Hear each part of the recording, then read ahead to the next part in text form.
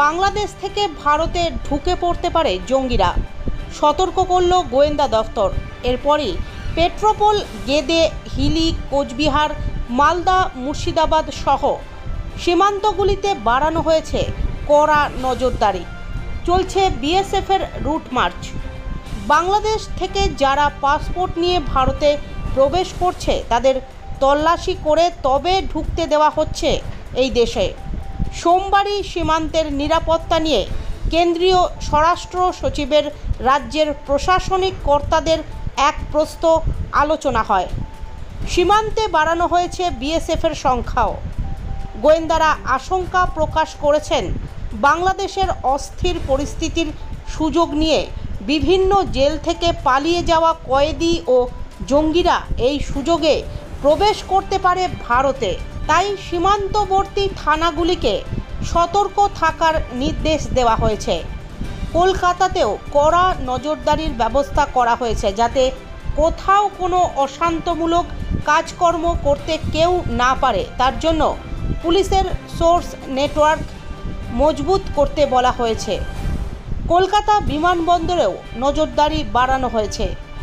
এদিকে বসিরহাটের ভারত বাংলাদেশ ঘোজাডাঙ্গা সীমান্তে সোমবার থেকে বাংলাদেশে অপ্রীতিকর ঘটনা ঘটার পর সীমান্ত বাণিজ্য বন্ধ রাখা হয়েছে। মঙ্গলবার বেলা 11:20 নাগাদ ভারত বাংলাদেশ সীমান্তে ফের বাণিজ্য চালু হয়, তবে ধীর গতিতে চলছে। একদিকে দেখা যাচ্ছে ভারত থেকে বাংলাদেশে যাওয়ার জন্য বহু মানুষ ঘোজাডাঙ্গা সীমান্তে আসছে, অন্যদিকে বাংলাদেশ থেকে একে একে ভারতে প্রবেশ করছেন পাসপোর্ট নিয়ে বহু পর্যটক। বসিরহাটের ঘোজাডাঙ্গা সীমান্তে বাণিজ্যের যে সমস্ত আমদানি রপ্তানির পণ্যবাহী ট্রাক সকাল 11:20 থেকে চলাচল শুরু হয়েছিল, বিকেল 4টে পর্যন্ত প্রায় 150 মতো রপ্তানি ট্রাক বাংলাদেশে গেছে। বাংলাদেশ থেকে 3-4খানা আমদানি ট্রাক ভারতে প্রবেশ করেছে। 4টের পর থেকে ঘোজাডাঙ্গা সীমান্তের চেকপোস্টের গেট বন্ধ করে দেয় বিএসএফ। আমদানি রপ্তানি ট্রাক চলাচল আপাতত বন্ধ রাখা হয়েছে।